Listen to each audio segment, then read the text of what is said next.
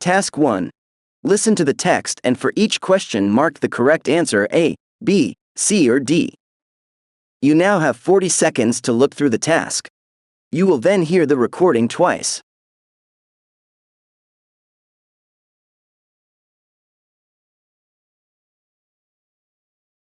Good evening, ladies and gentlemen. This is Rita Tancredi with this week's Truth or Fiction.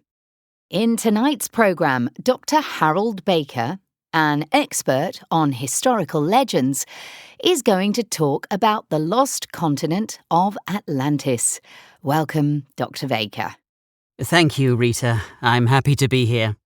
So, Dr. Baker, can you give us some background on the legend of Atlantis?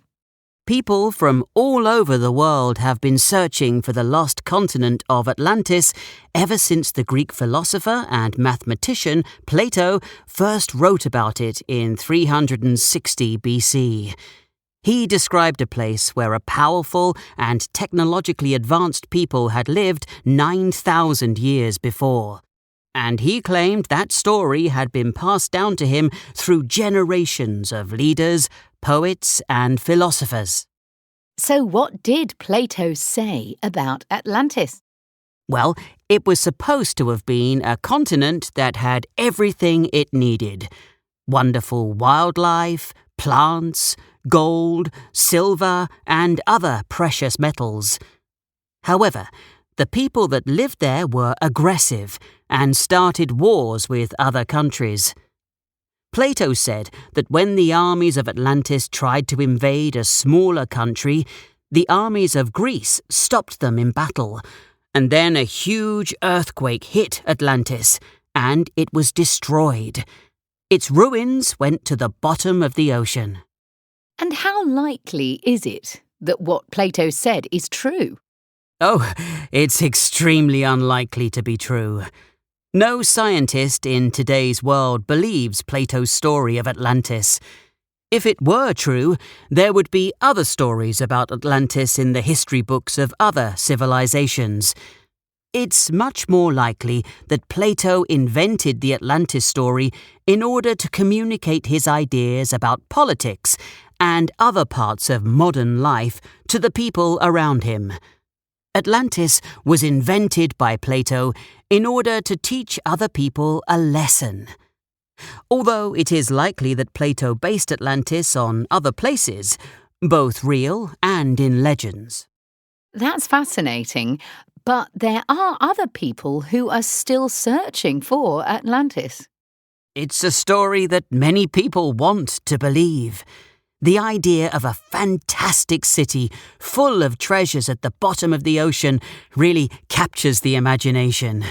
So yes, people all over the world have been trying to prove for centuries that Atlantis really existed.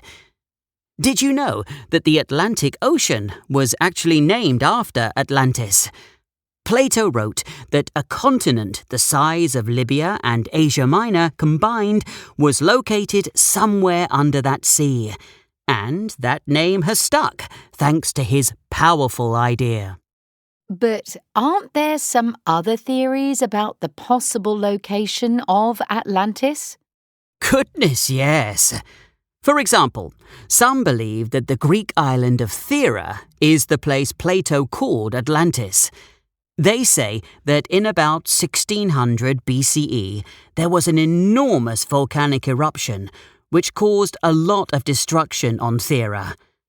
They say that it broke the island apart, and that one piece disappeared into the sea, just like in the legend of Atlantis. Archaeologists discovered a buried city in the south of Thera in 1967, which had been flourishing at the time of the eruption.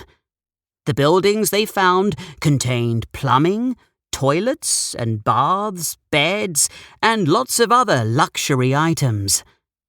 It appeared that Thera had had a very well-developed culture thousands of years ago. It took archaeologists 20 years to excavate one city block. They estimated that it would take 300 years to uncover the entire city. That's really interesting. And what evidence is there against the idea of Atlantis? Well, the theory of continental drift, the idea that the continents slowly move into different positions around the Earth, seems to make the idea of a lost continent an impossibility. Then there is the argument of one group of historians who point out that what we think of as human civilization, in other words, houses, towns, plumbing, etc., has only been around since about 5000 BCE. In about 9600 BCE, when Atlantis was supposed to have disappeared, according to Plato, humans were not yet living in cities. We mustn't forget, though, that with dates this far in the past, it's difficult to know for sure what the truth is. Well, whatever the truth is, the legend of the lost continent of Atlantis certainly makes an interesting story, one with a lot of different interpretations. Thank you for being with us today, Dr. Baker. My pleasure.